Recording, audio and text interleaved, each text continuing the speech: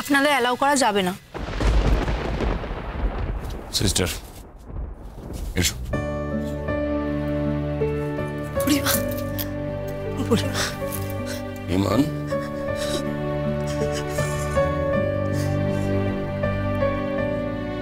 কেমন লাগছে এখন? ভাল লাগছে? ওকে কথা বলানোর চেষ্টা করো না, কথা বলতে পারবে না, খুব উইক। সরি।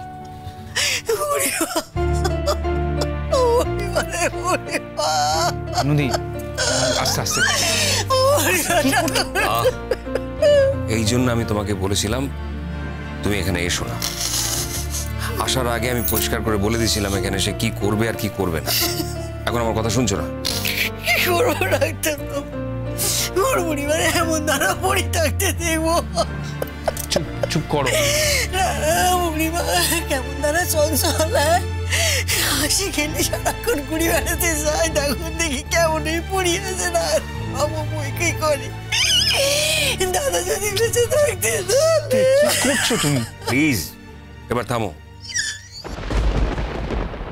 বুড়িমা, বুড়িমা, বুড়িমা, একটিবার ভানু বলি ডাক না, ডাক না বুড়িমা। প্লিজ এবার কিন্তু আর তোমাকে আমি অ্যালাউ করতে পারছি না। তাহলে কিন্তু আর কোনোদিন আমি এখানে আসতে দেবো না। আমি বারবার করে তোমাকে বলে দিয়েছিলাম তুমি এখানে আসবে, একবার দেখবে, চলে যাবে, কোনো কথা বলবে না। তুমি সে কথাটা শুনছো না।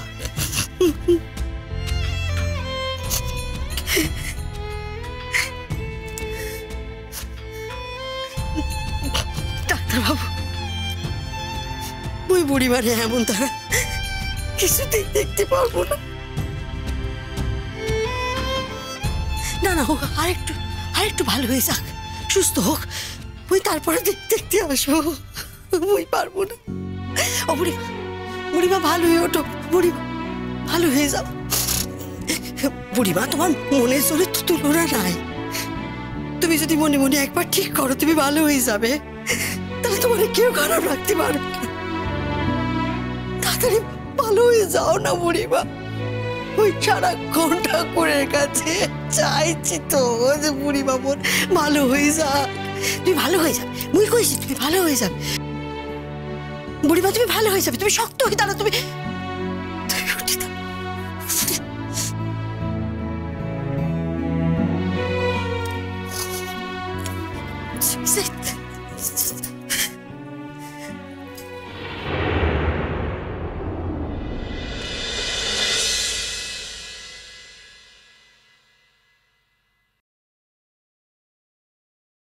ইমন, সবার আজ তোমার কাছে যাওয়ার অধিকার আছে, শুধু আমার নেই। আজ আমি তোমার কাছে যেতে পারছি না, কিন্তু এটা আমি মেনে নেব না। আমি তোমার জীবন থেকে একেবারে চলে যাব। আমি তো বলেছি আমি সংশোধন করে নেব, শুধু তুমি সুস্থ হও। তারপর তুমি সুস্থ হলে আমি সত্যি বলছি, আমি কথা দিচ্ছি, আর তোমার জীবনের চারপাশে কোথাও আমি থাকবো না, কোথাও না, কোথাও না।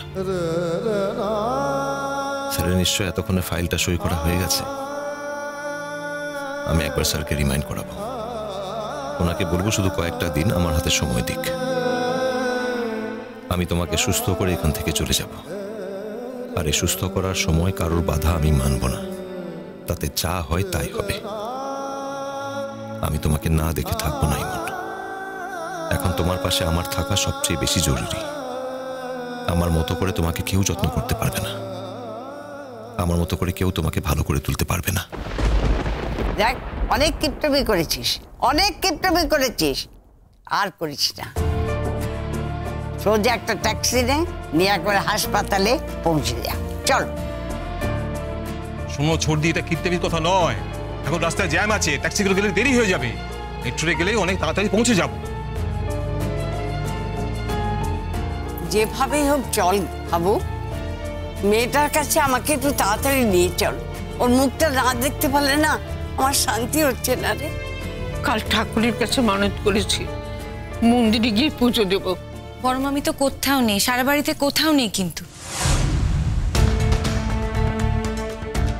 সে কি কথা, কি বলছো?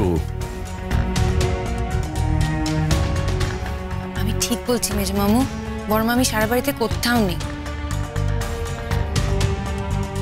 সে কি, বৌঠান কোথায় গেল? বৌঠান তো আমাদের না বলে কোথাও যায় না। মনের দুঃখে হয়তো গৃহত্যাগী হয়েছেন।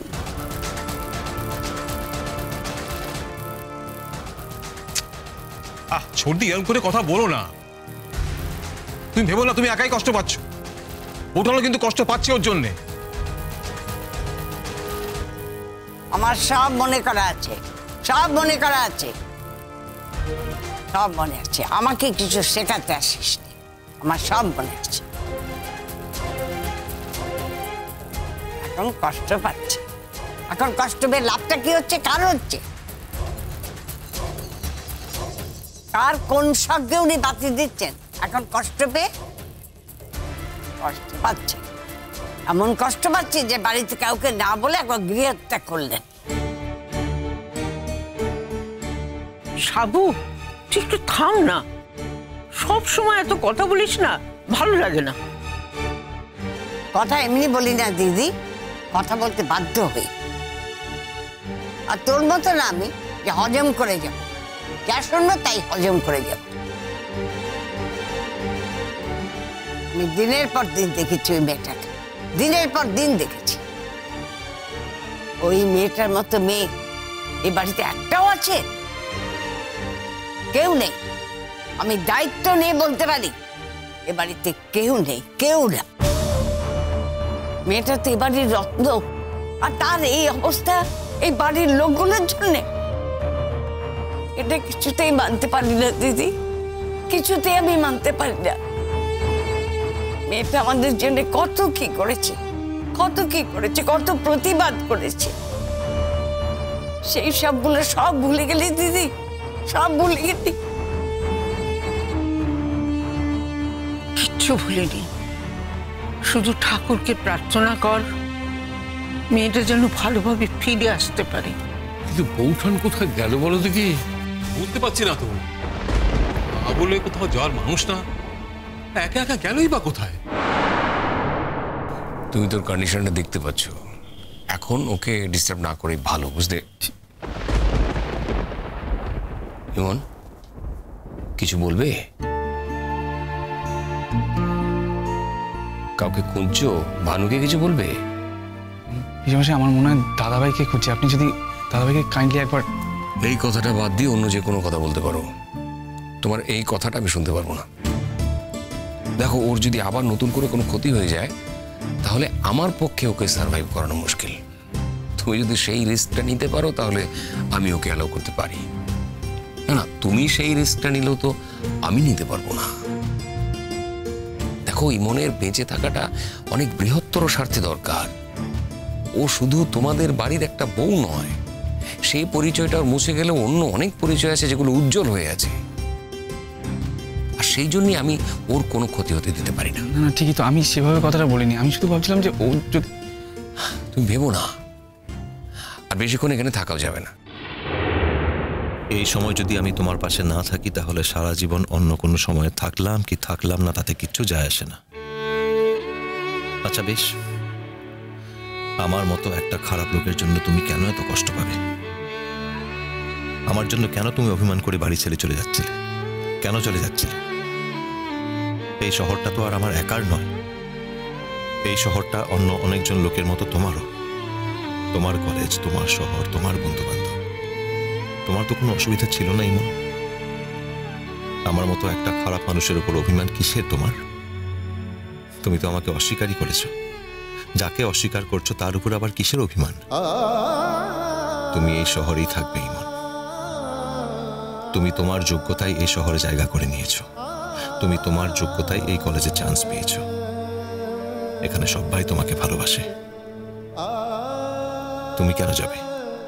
তুমি থাকবে, তুমি এখানেই থাকবে, আমি দূরে চলে যাব। বৌঠানের একটা খবর না পেলে যায় কি করে বলো দেখি? এদিকে মেয়েটা মরে যাক, তুমি বউঠানের জন্য এখানে অপেক্ষা করে দাঁড়িয়ে থাকো। হ্যাঁ দিদি, তুই যাবি তো? হ্যাঁ ঠিক আছে, তাড়াতাড়ি তৈরি করে এক্ষুনি আমরা বেরিয়ে যাবো। আর তুই যদি না যাস তাহলে আমি একাই বেরিয়ে যাব, একটা ট্যাক্সি ধরবো, হাসপাতালের নাম বলবো, তারপর যা হয় হবে। যাবো? আরে কি গো, তোমরা তো উত্তেজিত হয়ে পড়লে কেন? দাঁড়াও, ফোন বলে তো একটা বস্তু আছে নাকি? 12 ঘন্টা কাটুক, আমি ডাক্তারবাবুকে নিজে ফোন করবো, করে কন্ডিশনটা জানবো। আচ্ছা ঠিক আছে, দাঁড়াও, আমি এখনই একটা ফোন করে দেখি না। তুমি অনেক করেছো মা জাননী, তাতেই আমরা ধন্য। আর তোমায় কিছু করতে হবে না। মাসিমণি প্লিজ, তুমি সারাক্ষণ আমাকে এরকম হিউমিলিয়েট করে কথা বলো কেন? বলো না, খারাপ লাগে আমার। অন্য কোনো ভাবে কি তোমার সঙ্গে কথা বলা যায় মা? চুপ কর না ছোটদি। মানুষের তো একটা ফোনও ব্যবহার করে না যে কোথায় আছে জানবো। দাদা, বৌঠান হাসপাতালে চলে যায়নি তো? যেতে পারে, কিন্তু একা একা যাবে কি করে? আমাদের বললে আমরা নিয়ে যেতাম। যে মানুষটা কোনোদিন পাড়ার বাইরে যায়নি, সে কি করে একা একা হাসপাতালে যাবে সেটাই তো আমি ভেবে পাচ্ছি না। না দাদা, মানুষ বিপদে পড়লে অনেক কিছু পেরে যায়। আমাদের তো বাদশা ওখানে যেতে বারণ করেছে, তাই বউটান হয়তো আগে থেকেই হাসপাতালে চলে গেছে। কুসুম দোলা কুসুম